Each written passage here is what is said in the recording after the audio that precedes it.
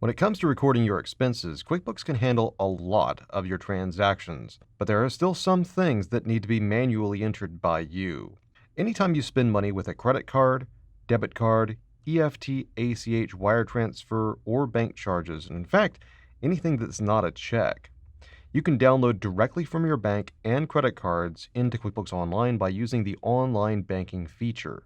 These transactions are downloaded directly from your bank and your credit card, and then they go into the banking center where you can then categorize them. The great thing about this process is that as you enter the transactions from your vendors and you categorize them, QuickBooks learns how it is that you spend your money with your vendors so that later on, whenever you download more transactions from those same vendors, QuickBooks will automatically know how to categorize them. So it actually remembers how it is that you spend your money.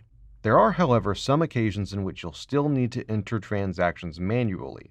First, you'll need to enter a transaction manually if you paid somebody with a handwritten or printed check. Then later, when the check actually gets cashed and you download the check from your bank, you'll be able to match the downloaded transaction with the transaction that you entered manually. Another instance in which you need to enter a transaction manually is with bills. If a vendor sends you a bill telling you how much money you owe and when you owe it, you do have to enter that into QuickBooks to record the fact that you owe that vendor some money. Through these two methods, you can use QuickBooks to record all of your spending.